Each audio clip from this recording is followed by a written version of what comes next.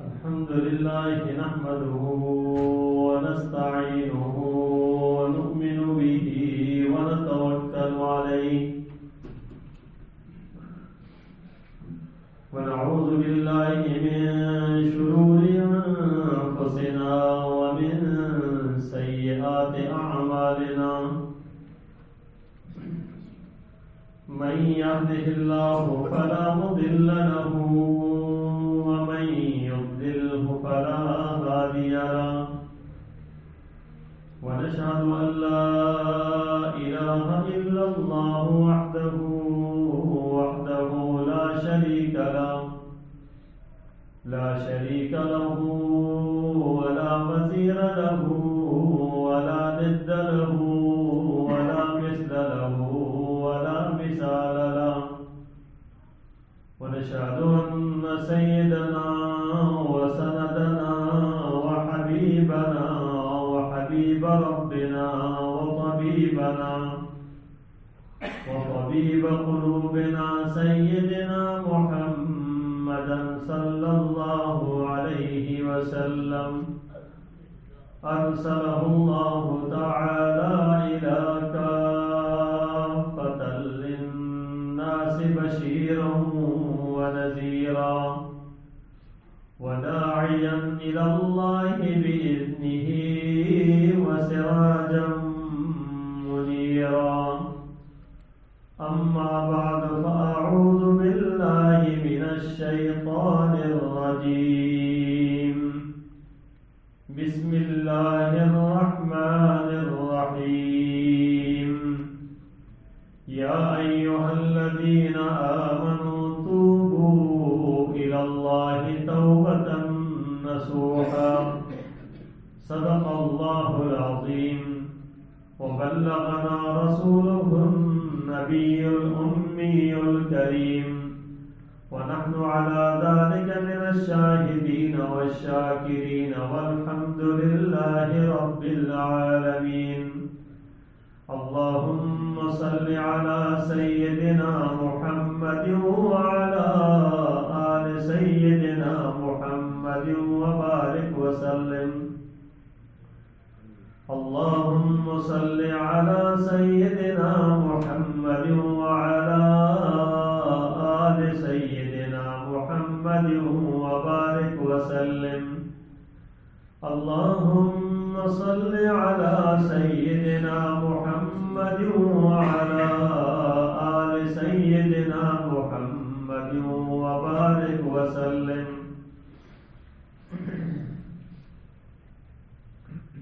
توبہ کے موضوع پر گفتگو چل رہی تھی اور یہ کہ توبہ کے لیے معاون اسباب کیا ہے، جن اسباب کے اختیار کرنے سے انسان کو توبہ کی توفیق ہوتی ہے اور توبہ کے اوپر انسان استقامت دکھاتا ہے۔ ان میں 3 اسباب ذکر ہوئے تھے۔ سب سے پہلا سبب تھا کہ اخلاص۔ انسان جب اخلاص کوئی عمل کسی بھی کام کے اندر قول فعل جب اخلاص سے کرتا ہے تو اللہ پاک اس کو توبہ پر استقامت نصیب فرماتے ہیں اور توبہ پر اللہ تبارک و تعالیٰ کو توفیق عطا فرما دیتے ہیں۔ دوسری چیز ہے دل میں محبت الہی پیدا کرنا۔ جس کے دل میں اللہ کی محبت پیدا ہو گئی تو اللہ تبارک و تعالیٰ اس کو توبہ پر استقامت نصیب فرماتے ہیں اور توبہ کی توفیق بھی عطا فرماتے ہیں۔ اور تیسری چیز ہے مجاہدہ، کہ کسی بھی چیز میں مجاہدہ کرنے سے، کوشش کرنے سے اللہ تبارک و تعالیٰ توبہ کی توفیق بھی عطا فرماتے ہیں اور توبہ پر استقامت بھی نصیب فرماتے ہیں۔ یہ 3 چیزیں تفصیل سے بیان ہوئی تھی۔ اور چوتھے نمبر پہ ہے فکر آخرت۔ جس انسان کو آخرت کی فکر لگ گئی تو وہ انسان اللہ اس کو توبہ کی توفیق بھی عطا فرماتے ہیں اور توبہ پر استقامت بھی اس کو مل جاتی ہے۔ تو آخرت کی فکر بہت بڑی چیز ہے۔ آپ صلی اللہ علیہ وسلم نے گاہ بگاہ تو آخرت کی فکر کے بارے میں قولاً بھی فرمایا اور فعلاً بھی آپ نے آخرت کی فکر جو ہے نا وہ کی، اس طور پر کہ آپ صلی اللہ علیہ وسلم خود موت کو یاد کرتے اور پھر آپ صلی اللہ علیہ وسلم قبرستان تشریف لے جایا کرتے تھے۔ آپ قبرستان تشریف لے جا کر وہاں پر ایک تو دعا بھی فرماتے اور دوسرا یہ کہ آخرت کی یاد انسان کو آ جاتی ہے کہ جب قبرستان میں جاتا ہے موت کی یاد آتی ہے۔ آپ صلی اللہ علیہ وسلم نے یہ بھی فرمایا اکثر الذکر حاضب اللذات، لذتوں کو ختم کرنے والی چیز کا کثرت سے ذکر کیا کرو۔ جو لذتوں کو ختم کر دینے والی چیز وہ کیا ہے؟ موت۔ فرمایا کہ موت کو کثرت سے یاد کیا کرو، یہ لذات کو ختم کرتی ہے۔ انسان کا جو نفس ہے نا وہ لذتوں کا خوگر ہے۔ جو نفس ہے نا یہ چاہتا ہے کہ لذت کی طرف، دنیا کی چیزوں کی طرف اور رنگینی کی طرف اور اس کی طرف للچایا ہوا جاتا ہے، جبکہ یہ اس کی غلطی ہے۔ حالانکہ اس چیز کی طرف نہیں بلکہ اس کو آخرت کی فکر کرنی چاہیے، اپنے اصلی گھر کی طرف۔ اور اس میں دو رائے تو ہے نہیں ہے کہ انسان نے جانا ہی وہیں پر ہے، اور تو کوئی رائے نہیں ہے کہ انسان کسی اور کوئی راستہ اختیار کر لے یا کسی اور طرف چلا جائے۔ جانا ہی آخرت میں ہے نا، مرنا تو اس نے ہے ہی ہے اور اللہ کے پاس جانا ہے، دوسرا کوئی آپشن ہی نہیں۔ جب نہیں ہے تو کہاں تک بھاگے گا، کیا کرے گا اور کب تک غفلتوں کے اندر رہے گا؟ اس لیے آپ صلی اللہ علیہ وسلم نے فرمایا کہ کثرت سے موت کو یاد کرو، موت کو یاد کرو کثرت سے۔ یہ چیزیں انسان کو آخرت کی یاد دلاتی ہے اور دنیا کے جنجیڑوں سے، ان چیزوں سے، جنجالوں سے انسان کو نکال دیتی ہے کہ وہ یار ایک طرف جو ہے فکر لے کے بیٹھ جاتا ہے کہ یار میرا تو جانا ہے نا، یا تو رہنا ہی نہیں ہے۔ حضرت عمر رضی اللہ تعالیٰ عنہ نے اپنی ایک انگوٹھی بنائی تھی اور اس انگوٹھی کے اوپر لکھا تھا کفا بالموت واعظا یا عمر۔ فرمایا کہ اے عمر، موت یاد دلانے کے لیے کافی ہے، موت نصیحت کے لیے تمہیں کافی ہے۔ کفا بالموت واعظا یا عمر، کہ یہ انگوٹھی کو اوپر لگا ہوا کیا ہے کہ وہ دیکھتے کہ یار یہ کوئی بھی کام کرتے کسی بھی چیز تو یہ یاد دلاتی تھی کہ مرنا بھی ہے۔ تو اس حد تک اس چیز کو یاد کرتے تھے۔ اگر حضرت عمر رضی اللہ تعالیٰ عنہ اس درجے کی یاد کرتے تھے موت کو، تو پھر عام انسان کو تو چاہیے کہ وہ کس حد تک یاد کرے، وہ کس حد تک یاد کرے۔ تو اس لیے ہمیں چاہیے کہ موت کو یاد کرنا، یہ ہمیں فکر آخرت ہے۔ فکر آخرت، آخرت کی فکر انسان کو غفلت ہے نا، غافل ہے تو بہت زیادہ تباہی بربادی ہے۔ یہ قبرستان پر گزرنے کا کیا مطلب ہے؟ آپ صلی اللہ علیہ وسلم قبرستان پر گزرنے کا حکم دیتے، جایا کریں، گزرا کریں، اور اس پر سے گزرتے ہوئے انسان قبرستان کے پاس ٹھہرا کریں، پھر دعا کیا کریں۔ تو یہ کیا ہے، جا کے انسان کیا کرتا ہے کہ بھائی وہاں جا کے دیکھا کہ اگر آج یہ لوگ یہاں پر ہے، میں بھی ادھر ہوں اور میں نے بھی کل ادھر ہی ہونا ہے۔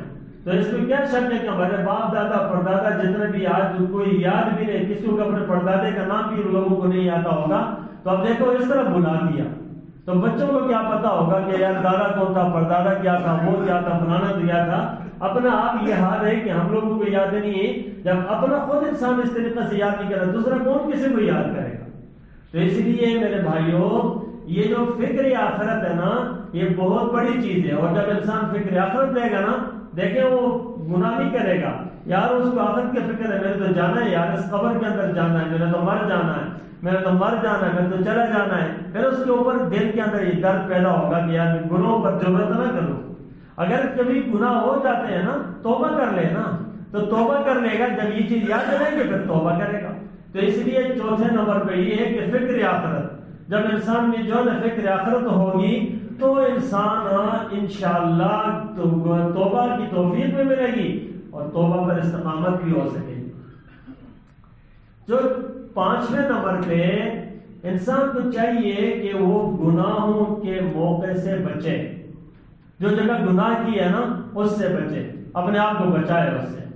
دیکھیں بھائی ہمارے اختیار کے اندر یہ بات ہے کہ جہاں پر گناہ ہو رہا ہو اس گناہ کی جگہ سے اٹھ جائیں، اس جگہ پہ نہ بیٹھے، یہ تو اپنے اختیار میں ہے نا۔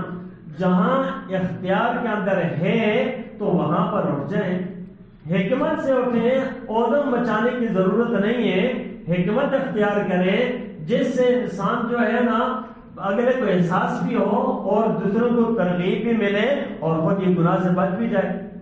گناہوں کی جگہ کے اوپر انسان جائے نا، پہلے سے پتہ چلے گناہ ہے تو نہ جائے۔ اب یہ گناہوں سے جو بچنا ہے نا، یہ چیزیں انسان کے اختیار میں، یہ غیر اختیاری چیز نہیں ہے۔ ہم کہیں گے یار میں تو گناہ سے بچ نہیں سکتا، اپوزر اس طرح کی باتیں سامنے آتی ہے، یار میں گناہ سے کیسے بچوں، میرا ماحول ایسا، ماحول کچھ بھی نہیں ہے، ماحول کس چیز کا نام ہے؟ بھائی ایک انسان ہے، جس طرح دیکھیں نا کہ اللہ تبارک و تعالیٰ نے کسی کو ایک چیز پر قدرت دی ہے، مثال کے طور پہ آدمی ہے وہ خود مختار ہے، گھر کا بڑا ہے، سربراہ ہے، یا کسی کام میں خود مختار ہے، یا کسی بھی جگہ کے اندر اس کو اختیار ہے، اس جگہ کے اندر بھی وہ گناہ اور اس طرح کے موقعوں کے اندر آ رہا ہے، تو پھر اندازہ کریں گے یہ کتنے غلطی کے اوپر ہے، یہ کتنی جرات کر رہا ہے۔ یہ جہاں اختیار ہے وہاں تو بچے، غیر اختیاری چیز میں جکڑے ہوئے ہیں نا، وہاں سے انسان کو یک دم نہیں یہ بات کرے طرح کر کے عزیمت ہے، لیکن آہستہ آہستہ آہستہ دوسری طرف جائے تو صحیح۔ اور بھائی اتنا تو کہنا ہے یا اللہ میری توبہ ہے، میں غلط کے اندر پھنسا ہوا ہوں، مجھے بچا لے، یہ تو کہہ سکتا ہے نا۔ جس طرح کہتے ہیں کہ اگر کوئی آدمی سود کے کسی کام میں لگا ہو، مثال کے طور پہ کسی بینک کا ملازم ہے، سود کے کسی سودی بینک کا ملازم ہے، اب وہ ملازمت کر رہا ہے، وہ کہتے ہیں میں یک دم چھوڑوں تو میرے جو ہے نا کیا روزی روٹی سب ختم، کوئی ذریعہ نہیں ہے انکم کا، میں کیا کروں گا؟ اب اس کے سامنے شریعت یہ بتاتی ہے کہ تو یک دم چھوڑ، یہ تیرا عزیمت ہے، بہت بڑی عزیمت ہے کہ یار یک دم نہیں کروں گا، میں چھوڑ دوں، بالکل اللہ پر ایک کامل یقین ہو تو یقین راستہ ہے، اللہ پاک راستہ نکالے گا۔ لیکن اگر اس طرح نہیں کر سکتا تو کم از کم اپنے متبادل تلاش کر کسی اور جگہ پر ملازمت اپلائی کرتا رہے، ملازمت تلاش کرتا رہے، اور جیسے ملے یہاں سے چھوڑ دے، چھوڑنے کے بعد توبہ کرے، توبہ تو پہلے سے کرتا رہے، توبہ میں لگا رہے۔ اسی لیے کہتے ہیں کہ جب رمضان آتا ہے نا، کوئی آدمی بینک کا ملازم ہے، کوئی سودی نظام کے اندر لگا ہوا ہے، تو اس کو چاہیے کہ اس کے جو انکم ہے نا اس سے اپنا روزہ سے افطاری نہ کرے، بلکہ کسی سے ادھار لے لے، ادھار لے کر اپنا کچن چلائے، ایک درجہ کوشش تو کرے نا۔ تو ہم تو اس چیز کے اندر کوشش ہی نہیں کرتے اور لگے ہوئے ہیں اور پرواہ نہیں ہے۔ تو بھائی ہمیں یہ باتیں نا ہمارے اختیار کے اندر ہے، کسی جگہ میں غیبت کی مجلس لگی ہوئی ہے، غیبت چل رہی ہے، باتیں چل رہی ہے، تو ضروری ہے کہ ہم وہاں پر ساتھ جو ہے اس میں شریک ہوں اور ساتھ بیٹھے رہیں، اور بلکہ شریکت کیا کہ بات بیچ میں بات خود بھی کر رہے ہوتے ہیں، تو اس کو چھوڑ دیں، اس مجلس کو چھوڑ دیں۔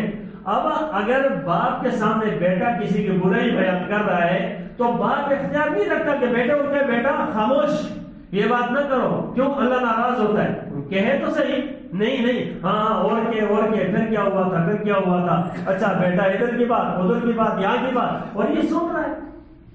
یہ کیا ہے؟ یہ کس چیز کی؟ یہ مطلب ہے کہ اس کا احساس بھی نہیں ہے یار یہ گناہ ہے، یہ گناہ ہے، اور وہ وہی کر رہا ہے اور بیٹا کہہ رہا اور یہ سن رہا ہے۔ ملازم ہوں گے کسی کے اور وہ جو کام بھر رہے ہوں گے، آپ باتیں کریں گے، وہ اس نے ایسا کیا، اس نے ایسے کیا، ہاں کسی کی ذمہ داری ہے بھائی، کسی چیز پر معمول ہے وہ نا کہ بھائی یہ آپ کی ڈیوٹی ہے، آپ نے دیکھنا ہے، کسی چیز کو مجھے رپورٹ دینی ہے، وہ تو الگ بات ہے۔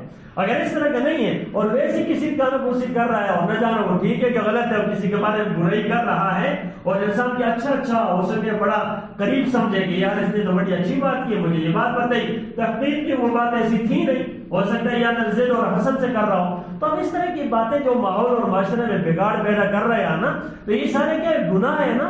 اب اس گناہ کے موقع پر گناہ کا دروازہ بند کرنا، بھائی ہم جہاں قدرت رکھتے ہیں وہاں پر مکمل طور پہ غیبت نہیں، بھائی جھوٹ نہیں، برائی نہیں، یہ چیزیں نہیں کرنی ہے۔ اب اس پابندی لگائیں۔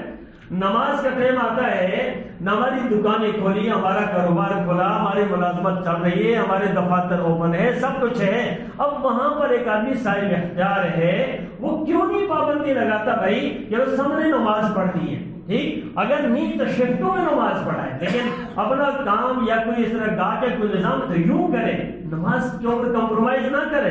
بھائی کون برداشت کرتا ہے کہ یہ جہنم میں جائے؟ جہنم میں جائے، اب جہنم میں لے جا کون رہا ہے؟ اس کے لیے مددگار کون ثابت ہو رہا ہے؟ جو اس کو موقع دے رہا ہے، ٹھیک ہے۔ تو یہ حالات ہے کہ بھائی جہاں گناہ ہو رہے ہیں ہم گناہ کی جگہ سے بچیں، جہاں ہم چاہتے ہیں کہیں باہر ادھر ادھر جا رہے ہیں اور وہاں ہمیں گناہ کا موقع نظر آتا ہے، بازار ہر جگہ، یہ تو بازار کو کیا کہا گیا ہے؟ یہ بازار کوئی جو اچھی جگہ تھوڑی ہوتی ہے، یہ تو مجبوراً انسان جاتا ہے نا۔ تو بازار کا ماحول نیک کرنے کے لیے انسان کو نیک ہونا ہے، انسان کے اپنے اختیار کے۔ مارکیٹ والوں نے کبھی اتفاق کیا سامنے کہ یار آج ہم اس میں مارکیٹ کو بند کریں گے؟ کہتے تب ساری دکان، یہ دکان نماز کے ٹائم پہ بند ہوگی، کسی نے اتفاق کیا؟ کوئی ہے اس طرح کا ماحول کی کون کرے گا؟ اگر ہم ہی ایک دو اٹھے بیچ میں اور اس بات پر کہیں ہاں یہ تو بات کہیں گے سیکورٹی کیسی ہونی چاہیے، فلانا کیسا ہونا چاہیے، صفائی ستھرائی کیسے ہونی چاہیے، ہمارا ڈسپلن صحیح کرنے کے لیے ہمیں کیا کیا کرنا چاہیے، گلیوں کے دوسروں کی کمیٹیوں بن جاتی ہیں، سب کچھ ہو جاتا ہے، کبھی نیکی کے لیے بنائیے۔ تو میرے بھائیوں، ہم اگر نہ گناہ کا دروازہ کھول دیں گے نا تو پھر اس کے اوپر جو حالات آئیں گے نا اس میں پھر اپنے آپ کو گلا شکوا کریں اور اپنے آپ کو ملامت کریں، کسی اور کو نہیں۔ پھر اس وقت ہم کیسے اللہ پاک سے یقین رکھیں کہ اللہ ہماری مدد کرے گا، اللہ حفاظت فرمائے گا۔ گھر کا سیکورٹی گارڈ ہے اور وہ بیٹھا ہوا نماز ایک بھی نہیں پڑھتا سیکورٹی گارڈ، اب بتائیں یہ کیا چوکیداری کرے گا؟ یہ کیا چوکیداری؟ اللہ تبارک و تعالیٰ کی رحمت نازل ہو رہی ہے اس پر۔ یہ گھر کا سیکورٹی گارڈ جو لگا ہوا ہے اس نے نماز کے لیے کوئی نہیں ہے، اس کو پرواہ نہیں ہے، ہم اس کے سیکورٹی کے لیے رکھے ہوئے، یہ خدا کا نافرمان ہے، یہ اللہ کا نافرمان ہے۔ کیا امید رکھیں گے کہ یہ جو ہے نا ہماری سیکورٹی، ہماری حفاظت کرے گا؟ وہ اللہ باللہ نہیں کرے گا، سوال نہیں پیدا ہوتا نہیں کرا، ہماری غلطی ہے، غلط فہمی ہماری، ٹھیک ہے، بڑا امید لگا کے بیٹھے ہیں، اور بھائی جو اللہ کا نہیں ہو آپ کا کیسا ہو؟ یاد رکھیں۔ تو اس لیے ہمیں چاہیے ہے کہ ہم ان چیزوں کو دیکھیں کہ بھائی جو ہمارے پاس جو اختیار ہے نا ان کو کہیں، اپنے گھر کے اندر نماز کے بارے میں کہیں۔ قرآن مجید کے اندر حضرت عمر رضی اللہ تعالیٰ عنہ، اللہ اکبر، صبح صبح جب جاتے نا جو مسجد کی طرف تو آیت گھر والوں کو جگاتے اور کہتے ہیں اللہ پاک نے فرمایا وَأْمُرْ أَهْلَكَ بِالصَّلَاةِ وَاصْطَبِرْ عَلَيْهَا وَأْمُرْ أَهْلَكَ بِالصَّلَاةِ، اپنے گھر والوں کو نماز کا حکم دو، نماز کے لیے جگاؤ، نماز کا حکم دو ان کو، اور پھر کہا ہاں اس پر استقامت اختیار کرو، اس پر استقامت اختیار کرو۔ تو میرے بھائیوں، ہم غلط فہمیوں کے شکار ہیں، ہم نے اپنے اللہ سے، اللہ کے قریب نہیں ہے، دور ہو رہے ہیں اللہ کے قریب۔ ورنہ خدا کی قسم کر کے کہتا ہوں اللہ کا قرب کا مطلب دلوں میں نفرت بالکل نہ ہو، بڑے چھوٹے کی تمیز ہمارے دماغوں میں جو پڑی ہے بالکل نہ ہو، کچھ بھی نہ ہو، سب چھوٹے ہیں اللہ کے سامنے، سب چھوٹے اللہ کے سامنے۔